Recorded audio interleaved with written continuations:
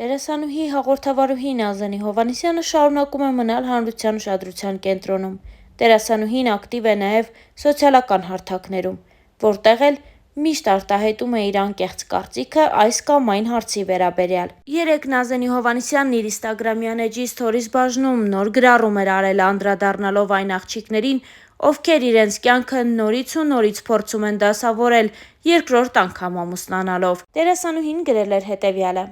«Մի բան ասեմ. բոլոր այն աղջիկներին եմ ասում, որոնց կյանքում անձնական մի բան չի ստացվել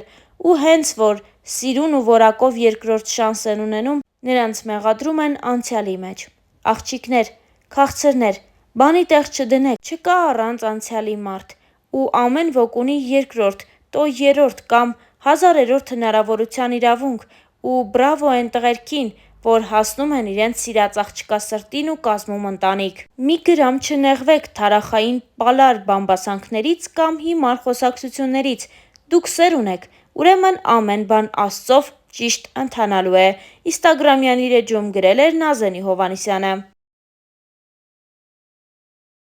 Ամալիա Հովհաննիսյանի Live-room հաղորդման հերթական հյուրը դերասանուհի Նազենի Հովհաննիսյանն է։ Հաղորդավարուհին շատ հարցազրույցների չի մասնակցում, եւ սա այն քիչ դեպքերից է, երբ Նազենին անկեղծորեն խոսել է շատ հարցերի մասին, Star News-ն էլ հետևել է զրույցին։ Նազենի Հովհաննիսյանը խոսեց իր ընտանիքի 29 տարեկանում մայրիկին կորցնելու եւ մենակ ապրելու որոշման մասին։ Նազենին նշեց հետևյալը. «Այդ տարին հենց ծննդյանս օրը մտածեցի, որ էլ չեմ լինի 29 տարեկան եւ որոշեցի նշել ծնունդս։ Արդեն որոշել էի նաեւ, որ նոր տուն եմ գնելու եւ տեղափոխվելու եմ մամայինցս տնից։ Տուն դեռ չէի գտել, բայց հյուրերից խնդրել էի, որ ինձ տան պարագաներ նվեր բերեն։ Ու այսօրվա պես հիշում եմ 2011 թվականի դեկտեմբեր ամիսն էր։ Մենք ամանորյա երջանկության մեխանիկաներն էինք նկարում, իսկ այդ հաղորդումն ուներ շաբաթական 5 օրվա եթեր։ Պատկերացրու ես 3 տարի անընդմեջ վարել եմ այդ հաղորդումը նույն գրաֆիկով։ Այդ օրն ունեի 7 թե 8 նկարահանում։ Չասեմ, թե ինչ կարգի հոգնած էի։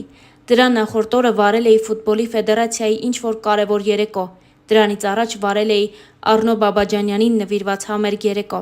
Դրանք սոցիալական կարևոր նշանակություն ունեցող բաներ էին ինձ համար։ Եվ այդ մի շաբաթը ես արդեն գժի պես էի ապրում։ Ու հիշում եմ, երեկոյան 7-ին ավարտվեց իմ նկարահանումների շարքը։ Ես շատ հոգնած ամանորյա խցանումներով հասնում եմ կրկեսի մոտ, ինչ-որ մի տեղ, որ ինտերվյու պետք է տամ։ Ու ամբողջ ինտերվյուի ժամանակ ես խոսել եմ մայրիկիս մասին։ Դուրս եմ գալիս մայրիկիս հեռախոսից զանգ է գալիս ինձ։ Վերցնում եմ. «Հա մամ», ու պարզվում է մայրս չի, այլ իր աշխատավայրից մի կին, որը որ առաջինն է ինձ էր զանգել, իմ համարն էր եղել։ Ասաց, որ լավ չի ձեր մայրիկը, բայց ես վստահ էի, որ արդեն…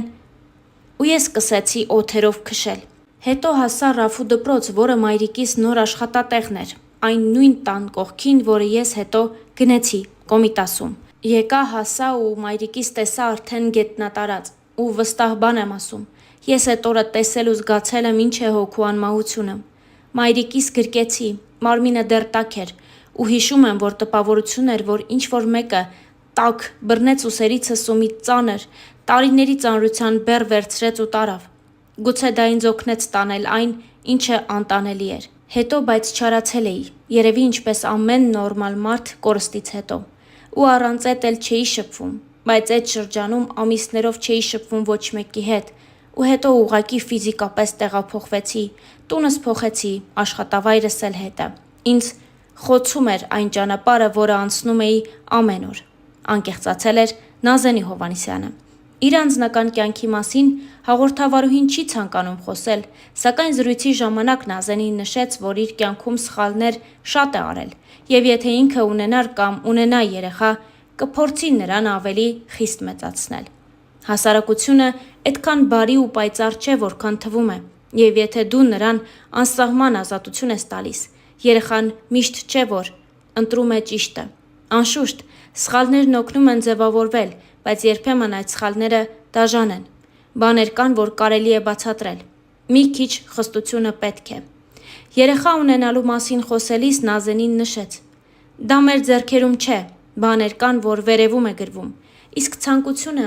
նորմալ մարդու մոտ միշտ կա։ Ի սկզբանե մարդկությունը ստեղծվել է շարունակություն ունենալու միտումով։ Մարդիկ իրար ձգտում են, որպեսզի ունենան շարունակություն, դա նորմալ ձգտում է։ Իսկ ինչ վերաբերվում է իմ փակ լինելուն, ասեմ, ես միշտ եղել եմ գաղտնապահ եւ ինտրովերտ։ Իմ միջավայրում ընկերներս, ընկերուհիներս, հարազատ մարդիկ շատ ընդգծված հարգում են իմ մասնավոր տարածքը, որովհետև դա միայն իմն է, ու ես իմ անձնականի մասին շատ տարիների վեր չեմ խոսում։ Եվ մարդիկ միևնույն է ուզում են լսել անձնականը իր happy end-ով, երբ որ լինի happy end, ես խոստանում եմ դրա մասին խոսել, անկեղծացավ Նազենի Հովհաննիսյանը։ Հաղորդավարուհին նաև խոսեց իր էմոցիոնալ լինելու մասին։ Նա նշեց հետևյալը. Պատերազմից հետո մի օր անցնում էի Կոմիտասի պողոտայով ու զգացի, որ ստվեր եմ դարձել։ Կողքից ինձ նայեցի ու հասկացա, որ դարձել եմ անտեսանելի, ինձանից զզվեցի ու ինձ հավաքեցի։ Այդքան ստվերոտ, այդքան ոչնչացված ես իմ կյանքում չեմ եղել, ու ոչ մի հայ իրավունք չունի այդքան թուլանալու։ Մենք պիտի կառավարենք մեր էմոցիաները։ Ես հենց այդ ժամանակ լուծումը գտա,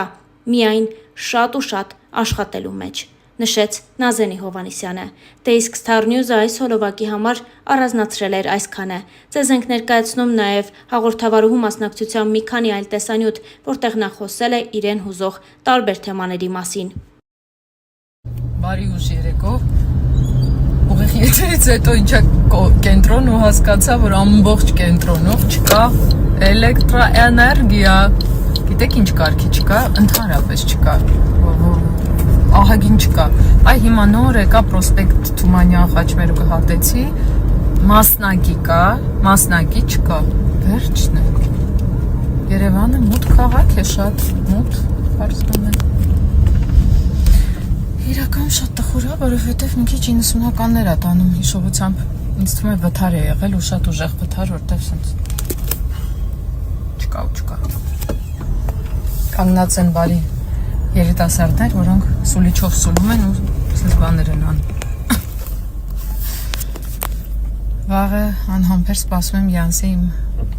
բանաստեղծական երեկոյին, չեք պատկերացնում ինչ է լինելու։ Հարյուրավոր նամակներ եմ ստացել երեկ գիշերվանից մինչև այսօր ու թեև շատ զբաղված էի ամբողջ օրը, բայց հասցրել եմ կարդալ, շատ քչերին հասցրել եմ պատասխանել, բայց ուզում եմ ձեզ ասել, Ամալիայի մոտ եղած եթերից հետո այնքան սեր, որքան ես եմ ստացել, սրտանց մաղթում եմ բոլորին, որ լցվեն այդ սիրով, որ սնվեն այդ սիրով, որ ուժեղանան այդ սիրով, որ բուժվեն, ամոքվեն այդ սիրով։ Դուք չեք պատկերացնում, թե ձեր գրառումները, ձեր հույզերը, որքան ինձ հասել են, լցրել են սիրտս ու այդ ապրումները միայն դրական հույզեր ունի մեջ արտնացրել։ Շատ շնորհակալ եմ յուրաքանչյուրիդ։ Խոսքը Ամալիայի, մեր շատ սիրուն հոգով Ամալիայի մոտ իմ հարցազրույցի մասին է։ Եթե չեք նայել, մտեք YouTube-ում, գտեք, նայեք։